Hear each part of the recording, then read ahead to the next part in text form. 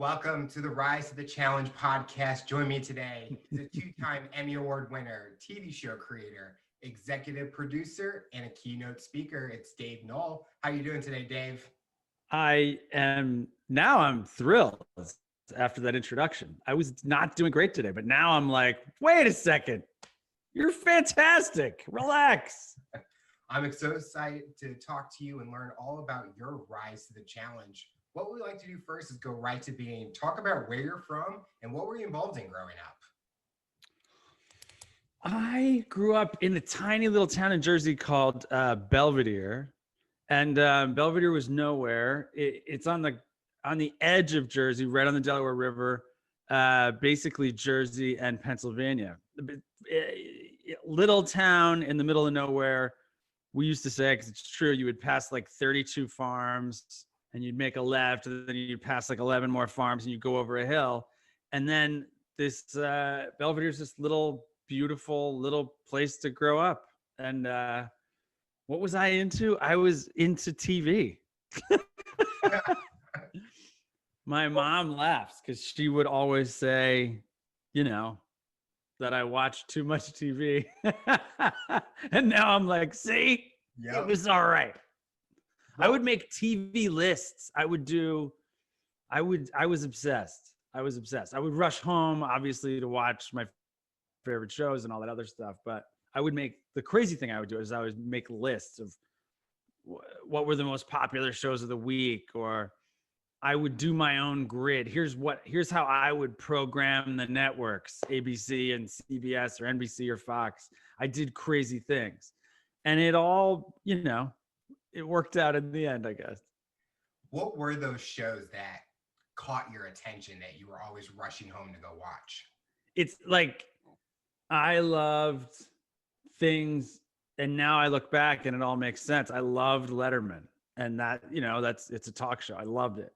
I loved Family Feud. I thought Family Feud was amazing. I loved Hollywood Squares. My brother is an actor, and he's a working actor. He's been an actor for, I don't know, 20 years. And he was on Hollywood Squares as the top center square. Wow. And I'm like, this is the greatest moment ever. This is amazing. But so that, I watched those types of, I also loved sitcoms, and I loved cop shows, or whatever was the big show at the time. I like big popular shows like I do now, but I really loved game shows more than the average kid, and I really loved Letterman in a deep way. When you were watching those game shows, were you always envisioning yourself that when I grow up, I want to be a contestant on there, or it was more just being in the audience, just watching it? When you grow up in Belvedere, Hollywood and it seemed like a dream. It seemed like literally another galaxy, kind of like Star Wars. It literally was like Star Wars was one galaxy, and then that TV place where there's Letterman and Hollywood Squares and comedians and hosts, that seemed like another world entirely. When you were living in a small town, was watching TV the only thing that was available, or were you someone that actually tried other activities to expand your skills in a way? I played baseball. I did other things. I loved movies too, though. So it was like, and the closest movie theater I think was half hour away. Wow. So it was a hike to get to it was a special occasion. It was like a holiday to actually get a chance to go to the movies. But I loved movies. And then what else did I do? That was it. But I played, I ran around the park and the cornfields. Do you think living in a small town helped you gain like skills and stuff than if you were living in a city or a big town in a way? I'll tell you what it definitely gave me, because Cleve, the woman I work with and we create shows together, the one thing we both have in common is we came from these really, really tiny towns. And I think, and maybe it's just coincidental, but what Cleve and I have is just this amazing sense that we're lucky every day. Like, and so in TV where there's so much, I mean, for lack of a better word, disappointment. There's people passing, there's people saying no, there's, people turning down your shows constantly. What helps is the feeling of we're just thrilled to be in the game. We're thrilled to be pitching. We're thrilled to be creating. Oh my gosh, when we get a show and we're producing it on the Paramount lot, we're thrilled every single day. Or we've produced shows in the greatest studios in the world and in the worst studios in the world. And we're thrilled every single time. Like if I walk into the crappiest studio ever, but it's a show that I created and our friends at this point are creating the set, and somebody we know now is hosting the show. It's all amazing. Like we just have a blast. And I think a lot of that comes from that we came from these tiny, tiny towns and just thought of television and movies and all of it is a different world. And it's a wonderful thing just to be invited to the game. Taking that same concept, was it always that you were goal driven where you knew that it was all going to go up from where you were at that time? I am it's one of those things that you don't even, when you're in your, at least for me, when I was in my 20s and in my 30s, I didn't even realize how goal driven I was. It's just literally something I've always done. And at every turn of pitching shows and creating shows and producing shows, I just, from the very beginning, have always had this headspace of, we need more shows. We need more shows. What's the next show? What's the next show? What's the next show? One of the first big shows I sold, if not the first big show I sold, I guess, was when I was in college at American University. I hosted a late night talk show because I was Letterman obsessed. And they said the studio's available on Tuesday nights. No one was using it. And I was like, no one's using it? Okay, we can do anything. And they're like, within reason, you can do anything. So I created this show called Midnight with Dave Noll. And it was a weekly show. And they used to put it on at midnight every night. So the original episode, the premiere episode was Tuesday nights at midnight, and then they would just do repeats the rest of the week. And my show was decent. It was fine. We did a lot of like really fun, creative things, which was cool. And we were in DC, so we actually had people to interview that were interesting. But then what I learned is then my brother came along and he did the show 10 times better because he's 10 times funnier and more entertaining. And so the first show though that was the first show I ever created that, lasted because we did it at school. But what was cool was by the time he graduated, I was working at MTV and VH1 in MTV Networks building. And he and I put together a tape of his greatest moments. And we sold that show. It took us a couple of years, but we sold that show to Comedy Central. And it was their first late night talk show. And so my brother was the host. But I learned a painful lesson, which was we had that show, it took such a long time to get the pilot. Then we finally got the pilot. Then it took such a long time to get a series, and they ordered 10 episodes and we couldn't believe it. We were so shocked. And then it took such a long time to make those 10 episodes. And we were just thrilled every single flipping day, like could not believe it. And then all of a sudden they're talking about how you're on the bubble, but your ratings are great and they're doing better. And the show's so wonderful and we're really passionate about it and everybody loves it. And then they call and they say, we're canceling it and we're not going to go to second season. And you have that insane realization that all that work it's gone. It's over.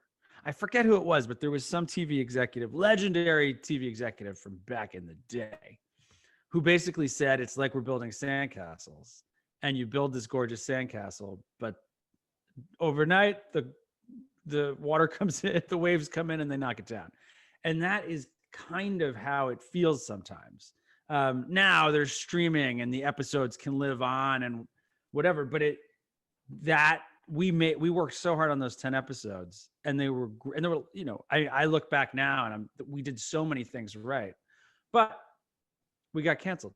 So then you're all of a sudden left with this feeling of like, oh my gosh, there's nothing left. We did all that work and now it's gone.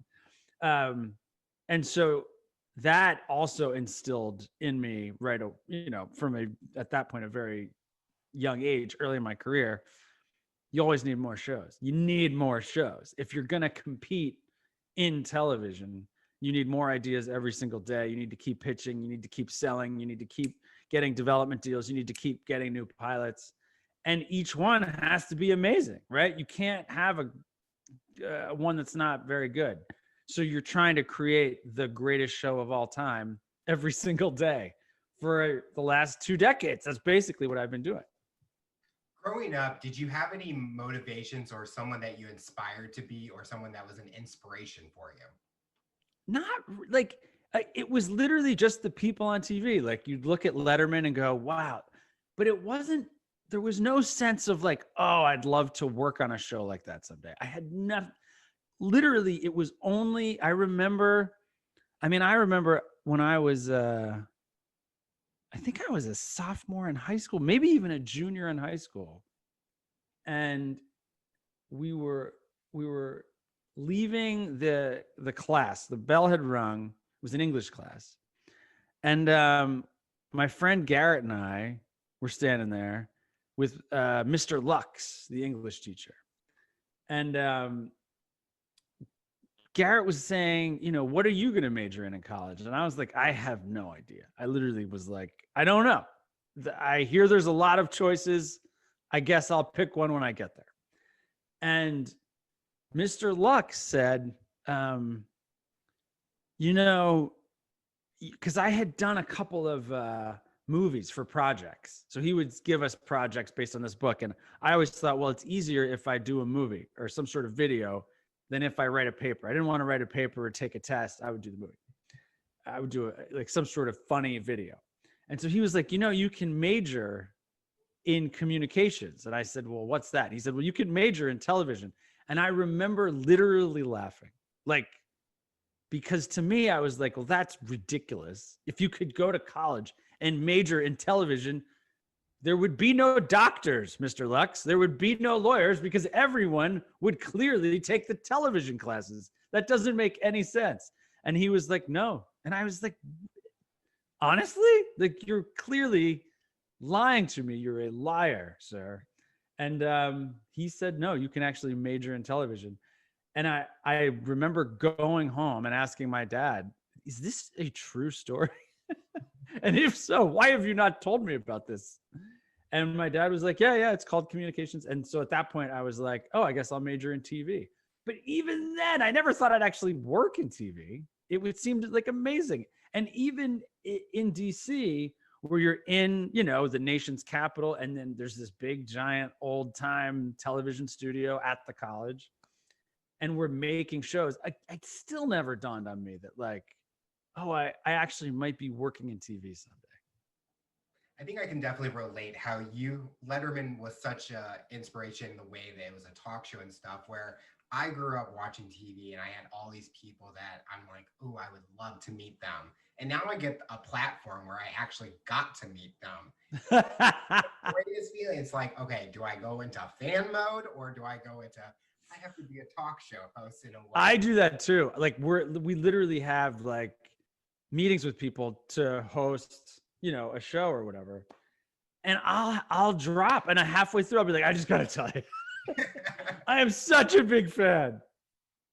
You were so great in this movie or whatever. I go crazy.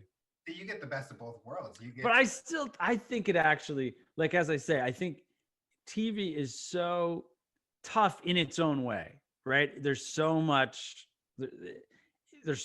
work that then just disappears, that you have to attack it with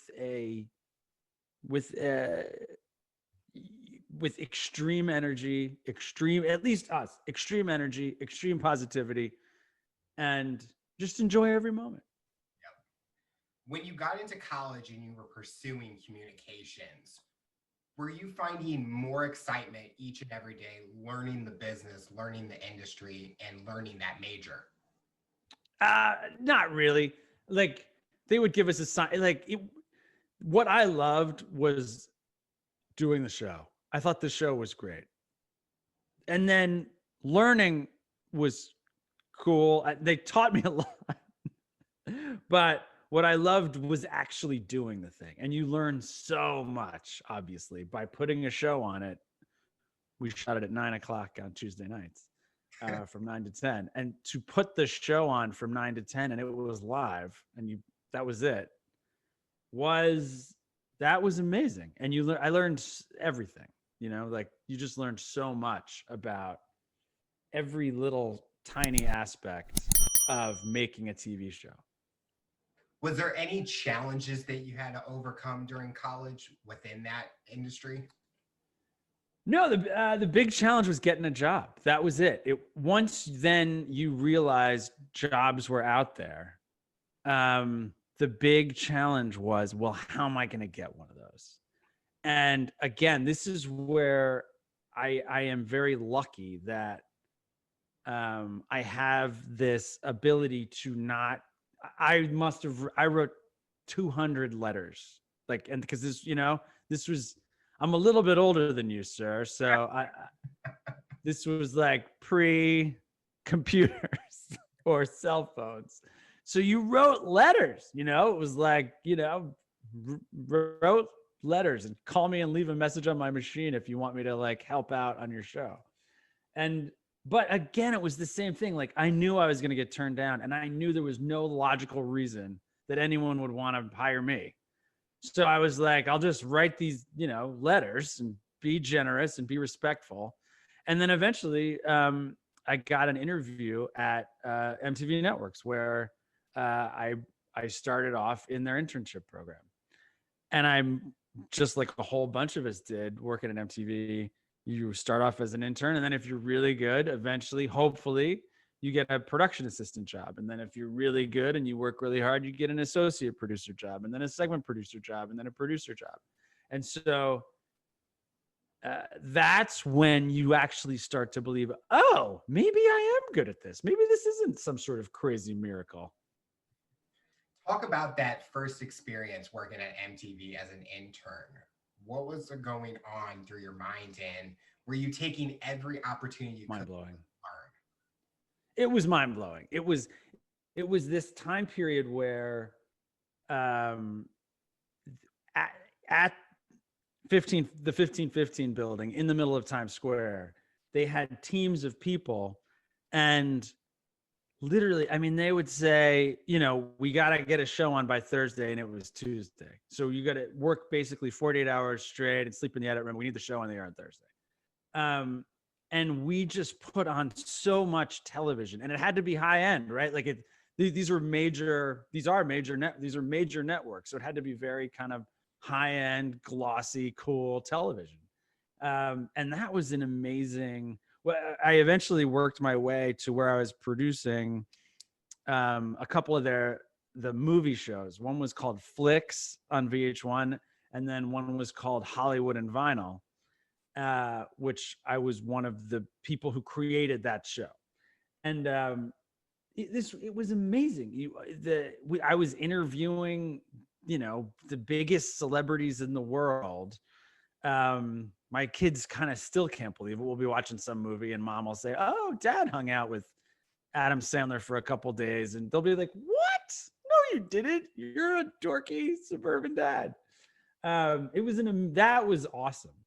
And so that was just a ton of fun, where it was like all of a sudden you're hanging out with Elton John, or you're hanging out with Celine Dion, or you're hanging out with Adam Sandler, or Jennifer Lopez. It was unbelievable. And so that was really cool. I mean, I'm just amazed of all those people. I mean, I would be like, when am I supposed to ask them? It was really fun. That was it. I always say this for at least the first like 15 years of my career, I didn't enjoy it enough at the time and I didn't take enough pictures. I wish I had taken a lot more pictures and I wish I had enjoyed. Now, Cleve and I, we know that to create a Chopped is really impossible. Or even we have a game show called America Says that has been picked up for over 450 episodes. Wow. We know that that's impossible. It's impossible. You just got to keep going, and then bang, maybe it'll happen someday. So we just enjoy every single moment now, and we take a lot of pictures because we're like, we don't want to forget this day. This is an amazing day. We cannot forget it. Well, nowadays with everyone having cell phones and cameras, you got that perfect opportunity to take all those photos. It used to drive my mom crazy because I would meet Adam Sandler, or I would meet George Clooney, or whoever, and she would say, "Did you get a picture?" And I'm like, "No, I mean, like I can't say, Mr. Clooney, can you take my picture?" Now I wish I could go back in time because I would get a picture with everybody. Like I would be like, "We got to get a picture. I want to remember this moment." Was there any opportunity at MTV or VH1 that you wish you got to be a part of, or like a show that you wish you got to be helping with? I was not really, only in that, again, very early on, I just found myself pitching shows. So it was not about, ooh, I wish I was on this opportunity. It was always, oh, shoot, here's another show that I really love, and they turned it down. And they'll turn down. I mean, I must have pitched 100 shows and they picked up 2 or 3. And but it was a good lesson to learn because that is TV, right? Like the passes come in waves for some reason. We got 4 passes today. I got down to dinner and my wife was like, "How was your day?" And I was like, "Yeah, get me a drink." But there's so many that you have to keep going. You have to, what I like to say is every pass is literally just a step towards a yes. You need 29 passes before you get to a yes. And that was from Brandon Tartikoff, who ran NBC in the, at NBC's height. I think it was the 80s. Up until 1990, maybe 91. Brandon Tartikoff said, even if you have the greatest show in the world, you're going to have to pitch it 30 times. And so I knew that, I learned that very early on. And so now I just think of it as, okay, that's the 4 passes we got today. Those are just 4 more steps. Now we just need 25 more passes and then someone will say yes. Talk about the process of pitching a show. How long does it usually take, and what are you doing to get yourself prepared to be in front of those executives to pitch it? We create constantly. And when we create a show, every show is built differently. Every show comes to life in a different way. The best description I ever heard was when Paul McCartney was talking about writing songs with John Lennon. And he said, sometimes songs come from, you hear the chorus and you just start to play it. Sometimes it's just a couple of notes and that starts it off, and all of a sudden it becomes a hit song. Sometimes there's a line or a phrase or a word or whatever, or a guitar riff or a beat that you hear. Sometimes John comes in with something. Sometimes John says something, I say something back, and then all of a sudden it's a hit song. And that's exactly the way shows are created. Cleve and I are constantly talking about shows and songs. Constantly talking about shows. What about this? What about this? What about this? What about this? What do you think about this?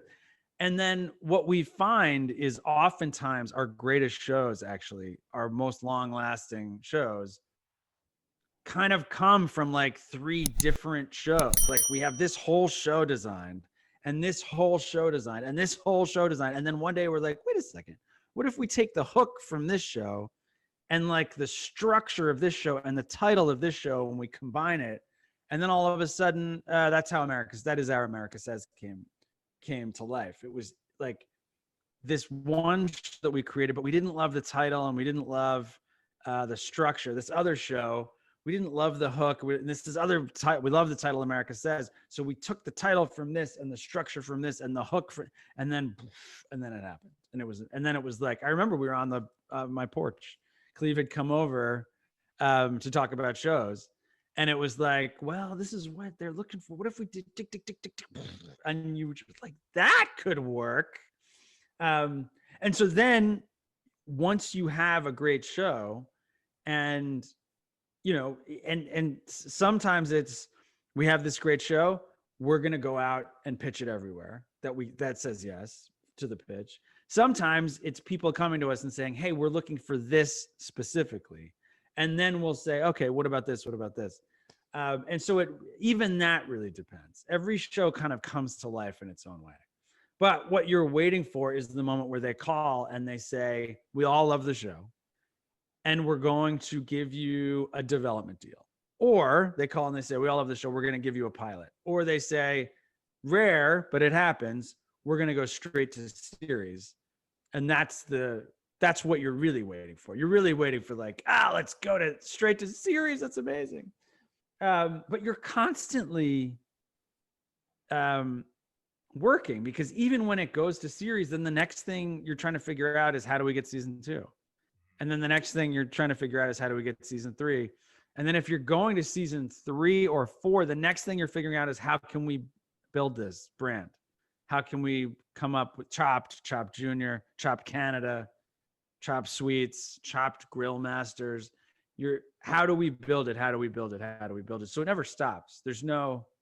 It never ends. You're constantly like, how do we get to the next phase, the next phase, the next phase? It's almost like what you guys do with TV shows where you're building that brand. It's like any company where if they're producing a product line, it's what other directions can we go? And especially Chopped, with all the different areas they are doing, it's just amazing the ideas that you guys are coming up with, because it's fitting to, okay, grill masters. Well, if we're getting into the summer, people are coming up with ideas to what they can do at their own house. So the way you guys are able to take almost, it seems so simple, but make it amazing. It's just an amazing job that you guys have been doing. There was a point semi-recently, like 5 years ago, where I was just so crazy frustrated one day. And I was like, we come up with all these like brilliant concepts. And then you go to pitch them and then people ask all these questions and they're asking this and it's like, it's not that complicated. It's got to be simpler. So then you come up with brilliant concepts that are simpler and then simpler. And I was like, Cleve, it's so frustrating. We have to basically come up with something crazy unique, but state it in just the simplest way ever so people can understand it. And she's like, well, of course, that's what advertising is. That's what a new app is. That's what a new anything is. And I'm like, oh yeah, I guess that is, that's exact. She's like, that's creating a new brand. It has to, like any brand, Facebook, right? Like everything has to be at its essence, at its core, a simple thing that either entertains you or helps out in some way. Everything has to be kind of whittled down to that very simplest thing. And as I say, then, TV is a series of walls that you're just crashing through. Like you're basically just crashing through wall after wall. No, we don't want to do that idea. But what about this? No, we don't want to. What about this? All right. We'll do that idea. Yes, but we don't want to go to a pilot. All right. What about this? All right. We do want to now.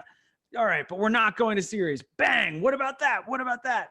What about season 2? Go. There's America Says, on the one hand, I'm thrilled, right? It's 450 episodes. On the other hand, I'm like, why isn't there an Italy Says? Why isn't there an Australia Says? It's a brilliant show. There's a whole country there. Australia, get on the bandwagon. Australia Says. But, you got to sell it and you got to get someone else to believe in it. And you got to, there's always building. And that's I get a question a lot like, do you ever have those days where like something happens and you feel like, yes, I've won? And it's like, honestly, no. You always kind of feel like, oh, there's another step. We got to keep going. Because if you stop, at least you feel like if you stop, well, then that's it. Then it's okay. Then it can be bigger. It can be bigger.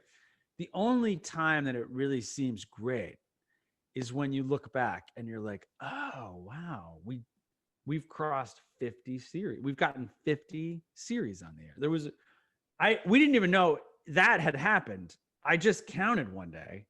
We were so focused on the episodes. There was a point where we were like, someday we'll get 1,000 episodes. Someday we'll get 1,000 episodes. And we would laugh about it. Like, oh, we made it up to 500. And it was like, yeah, it only took 10 years. And so you're like, it was like a joke. And then you hit 1,000 episodes and you're completely blown away. Like, you're like, I can't believe that happened. And then we hit 2,000, then we hit 3,000. And along the way there, one day I was like, I wonder how many series we've actually gotten on the air. I bet it's a pretty big number. And it was like 52. And we had never even counted that before. And we were just shocked. Like, wow. So that's the moment where you look back and you're like, oh, okay. That's cool. We must have done something right along the way. I don't remember any day where I felt awesome, but looking back, we must have done something right at some point. Chopped is one of those shows that it hasn't been done before the show came on the air. Where did the concept come from? Because it's an amazing idea, and so it's got to be, how did you guys come up with, you're going to open this mystery basket? I don't know what to expect. We were, again, creating shows constantly. And I had a pitch coming up with the Food Network. The executive was Charles Norlander, who's this crazy smart, very well put together television executive. Very, as I say, very smart, intimidating presence, really nice person. And I just didn't have, I had a couple things that we were thinking about pitching, but I didn't have anything I loved. And at that point we were working with this guy, Mike Krupat, and he was based in LA, and Cleve and I were in New York. And I was on the phone with Mike, and Mike and I had talked a lot about this show, Eliminate. We just thought the format was amazing, even though the show was fairly frivolous. It was one woman dates these 4 guys, and along the way, she gets rid of one, then gets rid of the second one, then gets rid of the third one, and then there's one guy left. So you can see how Chopped came from this. And, and then it's a dumb show. At the end of the episode, she jumps into the jacuzzi with whatever guy's left. And we were just obsessed with how cool that format was. And so Mike called and he was like, well, what if we did an Eliminate style format for cooking competition? And at that point, Food Network had on Iron Chef, and it did well. But we had analyzed Iron Chef, getting ready to pitch Food Network, and we realized, like, look, this has a great beginning. There's so much energy, and it has a great ending. Somebody wins. But in the middle, it kind of slowed down, and we're like, I wonder if there's something we could do to Iron Chef to. So Mike says, well, what if we do Eliminate? And I just, like, essentially the whole show at that point came in the next 5-10 minutes. Like, I was like, that is brilliant. You were insanely smart. Like, this is unbelievable. And there's 4 chefs down to 3, down to 2. And I was like, there's, that dome thing. He can lift up at the commercial break, he lifts it up. And then we cut to commercial, and then he comes back, and that's the meal that's been eliminated. And then Mike's like, there's 3 competitions: appetizer, main course, dessert. I was like, yes. And then he can say you've been chopped. That's the show title. It's called Chopped. So the whole thing, I don't think it was a basket at first. I think it was a steel box. It was like, what if it's this steel box? But it very similar. So I went in and pitched it to Charles Norlander at the Food Network. And he, as I said, the guy's really smart. He got it right away. and was like, this could do really well. And they called back a couple weeks later and said, yeah, we want to move ahead with a pilot. The process there then took at least a year and a half more. We ended up having to do 2 different pilots. And finally, that second pilot was picked up to series. And then, it finally premiered. And you never know. I obviously at that point in 2009, I didn't think it would still be on the air in whatever year this is. But it is. We always have said, there was a talk show host back in the day, even kind of before I was young, Merv Griffin. I kind of maybe remember my grandmother watching him. Merv, one day, because I might butcher this story a little, but him and his sister loved playing Hangman. Merv was like, I'm going to take Hangman and I'm going to turn it into a big, giant, shiny game show and add this huge, colorful wheel. And he created Wheel of Fortune. And then on a plane with his wife, I think she had even fallen asleep or something happened. And then he was looking for another game show. And I don't know if it was him or his wife, but one of them were like, well, let's do every trivia show. You get the question and then you have to come up with the answer. What if this is a show where we give you the answer? You have to come up with a question. And so that was Jeopardy. And so, Merv Griffin, who's no longer with us, created 2 shows that are still on the air today. That's insane. That television, as I say, on the one hand, creating a particular episode is like a sandcastle. It's beautiful and it's gorgeous, and then it gets washed away. But you can also create a brand that lasts long after you're around. You can create a franchise. You could create Law and Order, is still going in one way or another. All of these kind of crazy, Saturday Night Live or the Today Show or the Tonight Show or Meet the Press has been on the air for like 100 years. The longest running show in television history, Meet the Press. So that's the amazing thing, is you can come up with something that if you're lucky, if it all comes together, you can come up with something that lives beyond you. When you have those shows go into pilot, are you more now in the background, or do you still play a big involvement with the show? The way we kind of describe it is when you're creating a show like we do, so these formats, these game shows, competition shows, talk shows, things that can last for a long time, what you're really doing is creating a machine. You're creating a factory, a team of people who all know their part.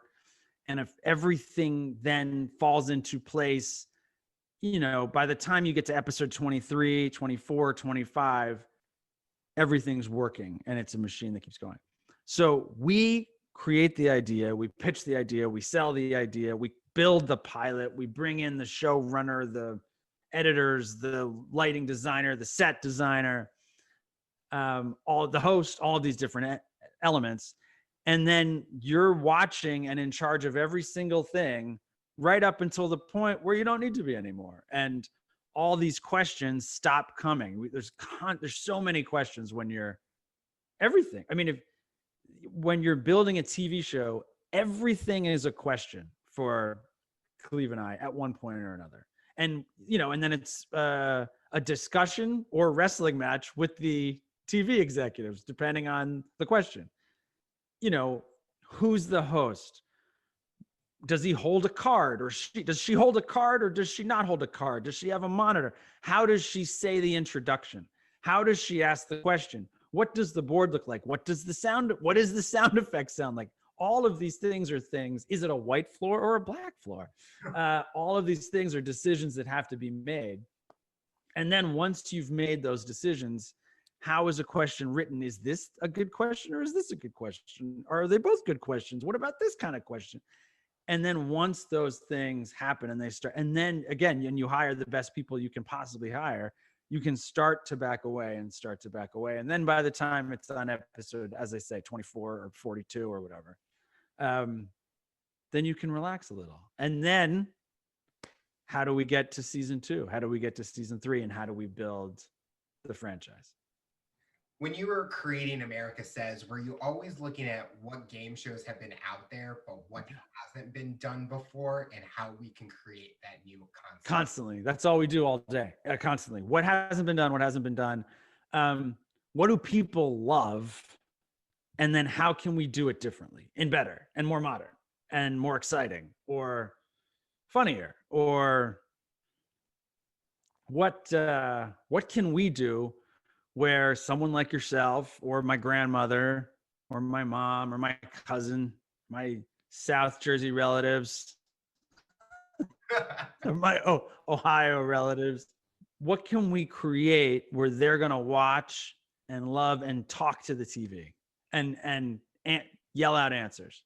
Or in the case of Chopped, where you're sitting there going, oh, I think he's going to get chopped. I think she's going to win this. She's the best.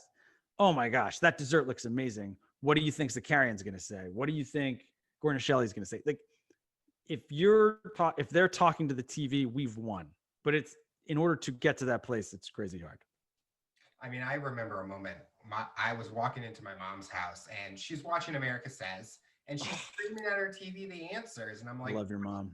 I love your mom. I always have. She's a smart lady who makes great choices. She's jealous right now that I'm talking to you, but because she loves that show, and my family, we would all sit together watching Chopped. That's how I kind of started cooking myself. Oh, awesome! And it's just amazing to hear the behind the scenes of how it was created, because America Says, I always got like Family Feud vibes, because of course, yeah, question and they give their answers, and it's just an easy concept. It kind of goes back to what we talked about, making it simple for us as viewers. Well, such a simple concept that we can understand. And it's if you think about it, there's so many different over the years. There's so many different trivia games, right? Millionaire is a trivia game, but Jeopardy is a trivia game, and like Sale of the Century is a trivia game, and there's just hundreds of different trivia games. Weakest Link is a trivia game. The Wall. All of these different games where there's a question and an answer. Family Feud is a polling game. It's different, right? It's, top 5 answers on the board. Here's the question. And so what Cleve and I were focusing on at that point in time was there's only been a handful, though, of polling games, and they're all kind of great. Like, even the ones that didn't do well, there's an element of greatness to it, because with a trivia game, if you hit too many questions in a row, that some viewers not interested in, then they probably will not continue with the game. That's kind of the thought process behind trivia games. But with polling games, everyone feels like they have an answer. And what really clicked with us was 2 things. One was putting a clock on the whole thing. What we found out as we did the test runs, if you put a clock on a polling question and give someone the first letter of the answer, and you say you have to answer, we're not going to go to the next player until you answer something, then inevitably they say the funniest thing ever. And it's just once that started to happen, I remember very early on in one of the tests, it was, what do I think? What are you really thinking when you're at church? And the answers were amazing, because the answers were football and lunch and, God, and like there was a giant G on the board and no one could come up with, and they were saying gobstoppers. It's so funny. Like, because the clock, they want to win no matter who, even if you're playing in the with test audiences, everybody wants to win. We all want to win the game. And that when we do these tests, they're just playing for gift cards. And, it's like, we're going to give everybody a gift card anyway. And then the people who win will give you 2 gift cards. So the prizes are not huge, but people want to win.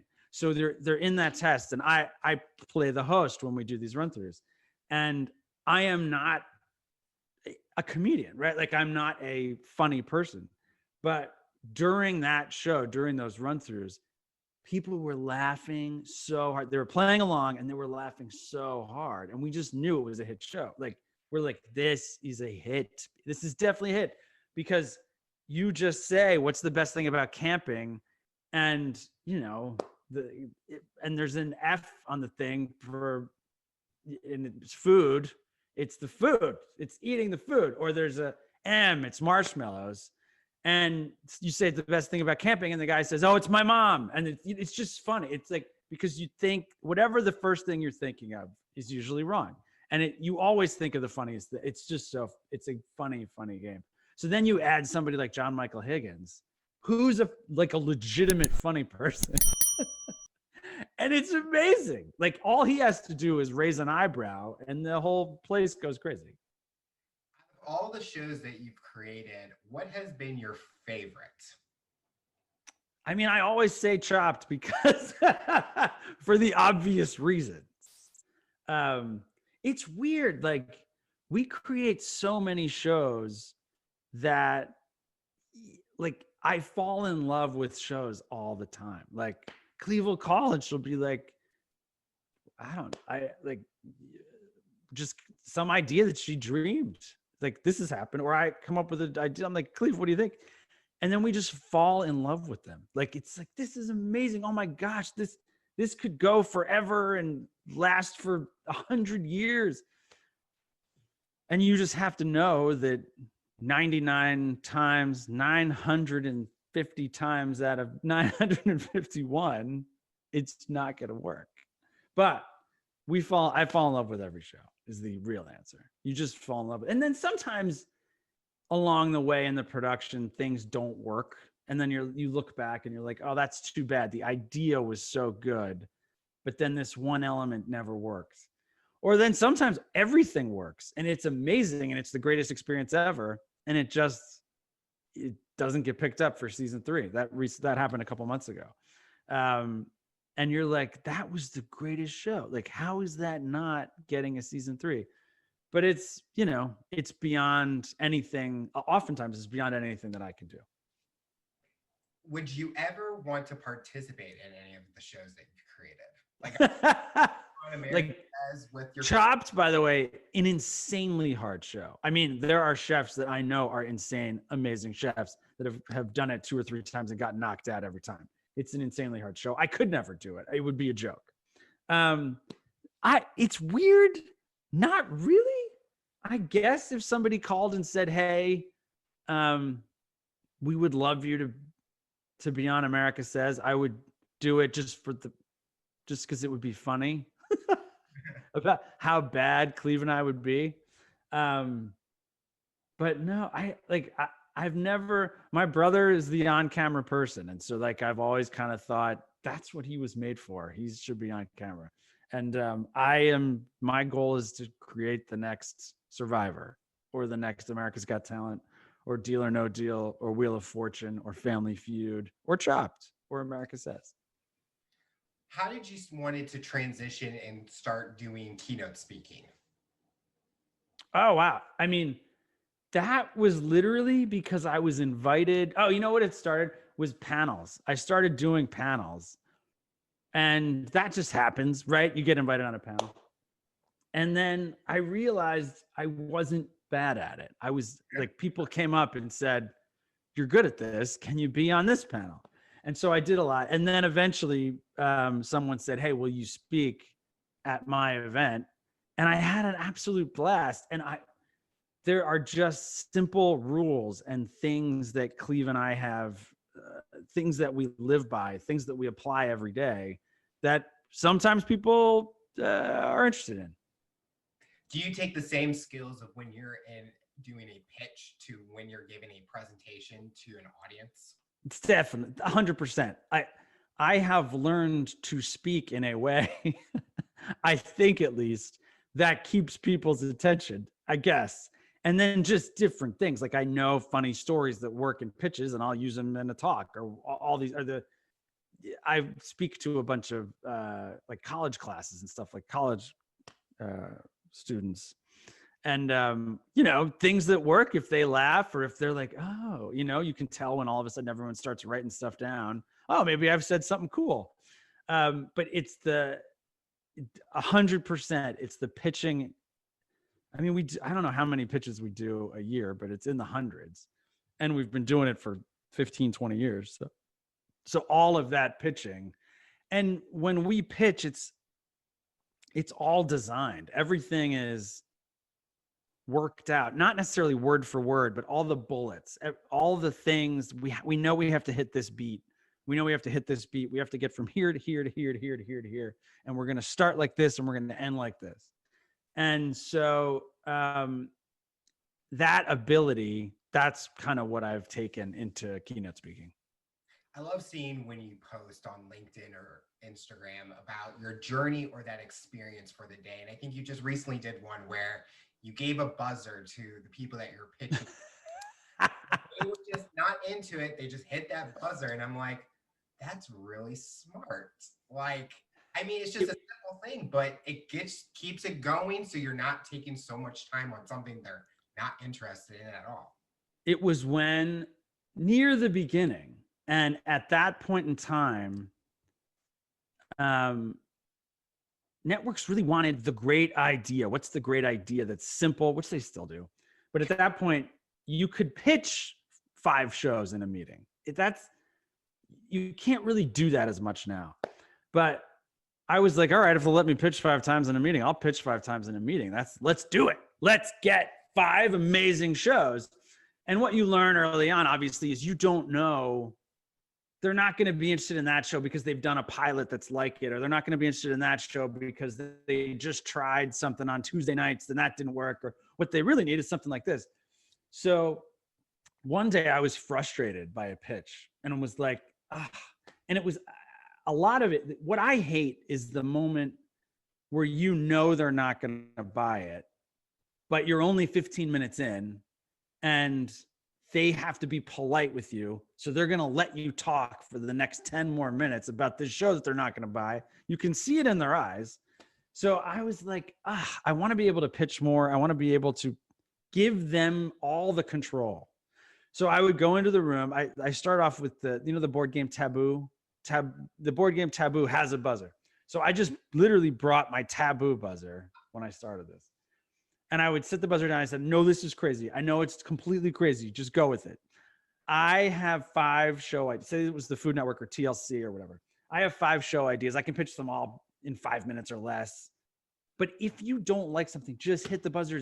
It's great. Pass. Just say, you don't even have to say, just hit the buzzer. And I'll ask you why. Because my goal is to triangulate to come up with your next gigantic hit show. So just tell me why. And then hopefully either today or in the future, I'll come back with something better. And there were people that loved it, loved. And then would be who would call and say, you haven't been in for a while. You got to come. I love this. And then there were people that there were people that were scared. Literally you'd set the buzzer down and they would back away. I'm not touching that thing. And they would never touch it. And it got to the point where we even made our own buzzers. So we had this big, giant, fun, and then if they wanted to, there was another sound effect and applause or whatever. But what was cool was a couple things. One, it gave them it said to them, look, your time is valuable. And I want you to control this meeting. Look, hit the buzzer in 30 seconds, 5 times, and I'll be out of here in 3 minutes. It's totally fine with me. It put them in control. And then it was fun, right? It brought fun to something that should be fun, which is making television. Too often in TV, there's too many serious people or too many bitter people or too many jealous people or too many angry people. TV should be fun. It should be professional.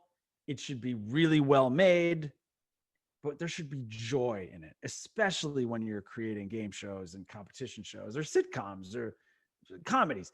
There should be nothing but joy. And so the buzzer gave everyone in the room permission to have fun and be joyous.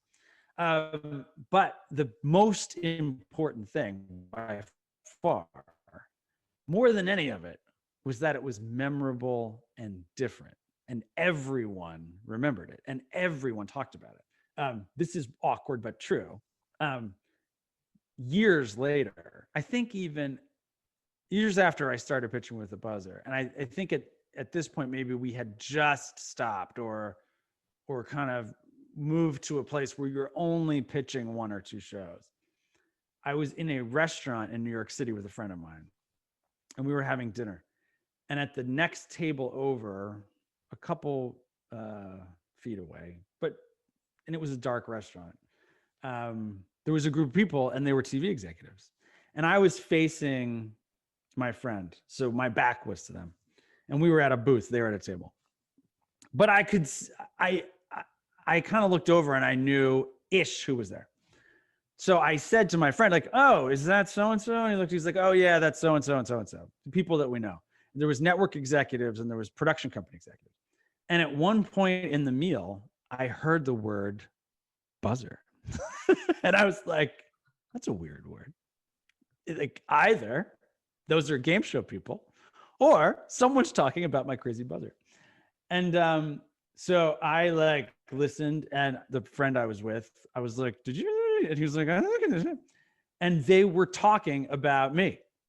And the interesting thing is some of the people were not being nice. And they were saying, what a goofball. Like, he's not serious at all. I remember this guy saying, I could never do that. I would never, ever do that. It's ridiculous. It's silly. And there was a woman there who I'm not even sure at that point she had ever bought anything from me. And so she was not my favorite TV executive. My favorite TV executives, not so coincidentally, are people who buy things. So she was not my favorite, but she said, yes, I guess it was silly. And she's like, the first couple times he brought it in, I wouldn't touch the buzzer. But I'll tell you what, everyone remembers it and everyone talked about it. And she's like, and look we're still talking about it. And that moment taught me so much. Especially in show business, but I think almost in anything, the main goal is that people remember you, right? Like which app to sign up for, which board game to buy, which TV show to watch, which Netflix movie, which anything, which couch to buy, which car to buy, which soda you like. Well, the first thing you have to do is remember it. If you don't remember it, you're not going to do it. You're not going to buy it. And Simon Cowell, I after that buzzer thing, it hit my brain of like, well, you got to be memorable somehow. People need to remember you. And at one point I heard Simon Cowell in an interview saying the most important thing about being famous, the most important thing in show business, the first most important thing is someone has to remember you. You have to be memorable. You also have to be talented. You also have to be creative. You also have to be a great storyteller. You also have to be all these other things. But the most important thing is to be remembered. And so I'm happy. That buzzer works so well. It literally tripled our sales the first year we did it. That's amazing.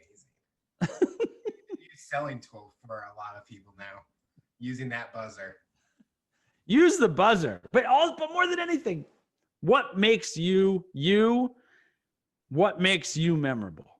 And then what makes you money? Figure that out, and that's gold in the middle there. What makes you you? So you're so happy. What makes you memorable? Where people are like, oh, I remember that person, that thing, that product. And then what makes you money? Well, it's like when you say memorable, it's like sometimes these shows that were on years ago, like there's a show that was on Nickelodeon called Legends of the Hidden Temple. It was in the 90s, before I was even born, or I was probably born the last season.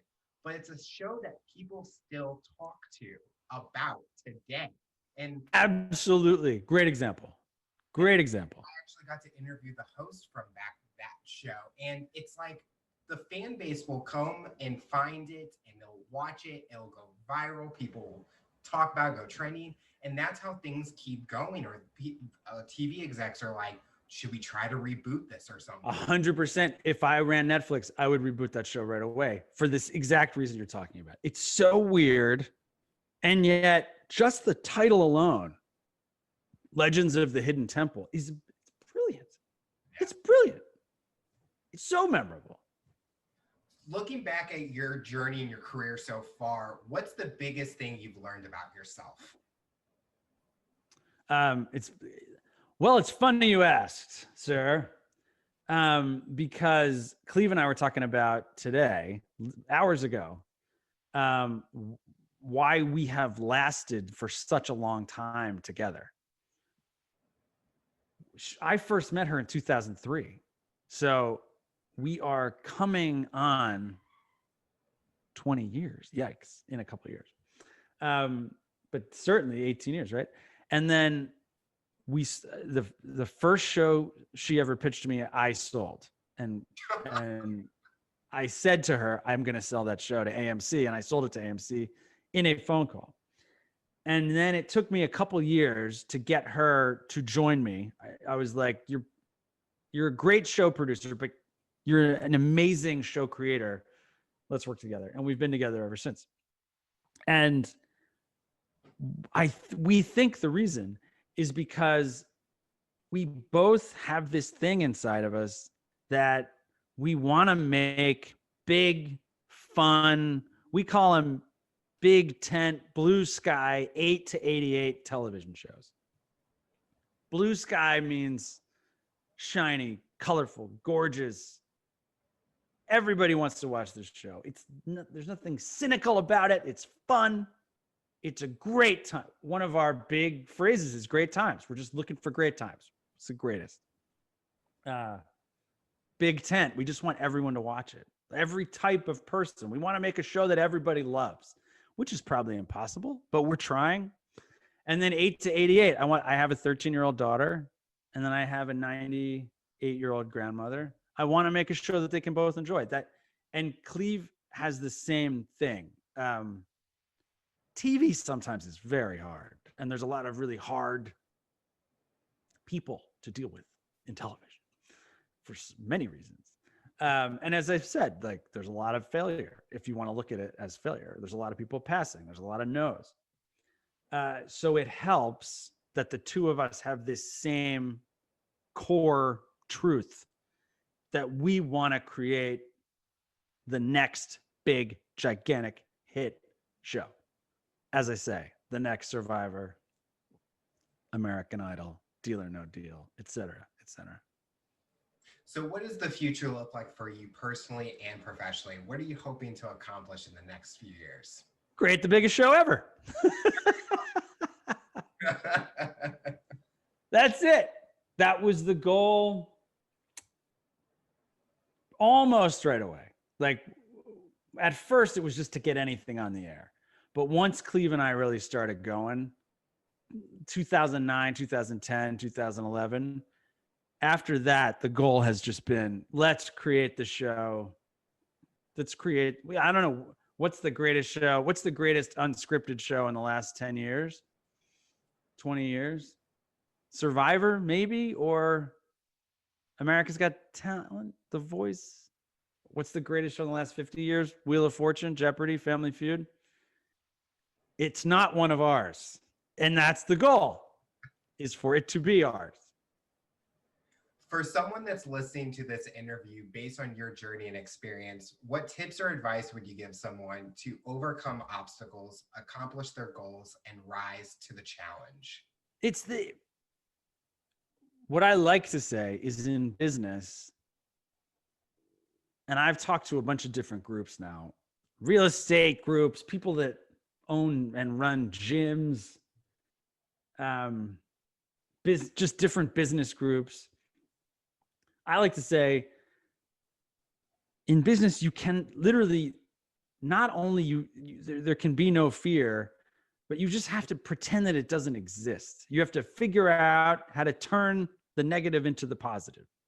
And so, as I was saying earlier, it helps to just know it's not 29 times that you're failing. It's that you literally have to pitch 30 times to get the yes. You have to do it.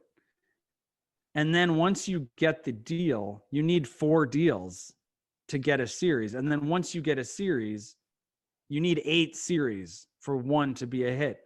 So the math on that, I think, is 960. And you can't think of it as failing 959 times. You have to just think of it as 959 steps to get to 960. It's kind of like making cupcakes. You can't just have a cupcake that's gorgeous and beautiful and delicious that you can just chomp into. You got to get the milk out of the refrigerator, and you got to get the flour, and you got to mix it, and there's eggs, and you got to cook it. It's got to be perfect. You got to make the icing. It's got to be perfect. You got to add the food coloring and the flavoring and whatever. And then you swirl it on beautifully, and then it has to cool, and then you sprinkle some stuff on top, and then that's the cupcake, and now you can eat it. You can't just get the milk out and then look down and go, where's my cupcake? Don't think of any of it as a failure. It's just a step towards the biggest hit show of all time. Now, how many pitches would it take to get the biggest hit show of all time? I don't know. I will tell you when it happens. I'm going to be going after this interview, just coming up with a bunch of ideas and be like, ooh, that could be a hit.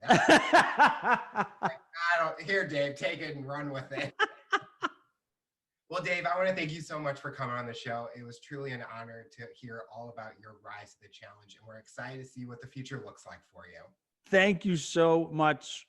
What a fun podcast this is. It's very different. It's very unique. And every episode that I've listened to is fun. And that's very, I love it. It's great times.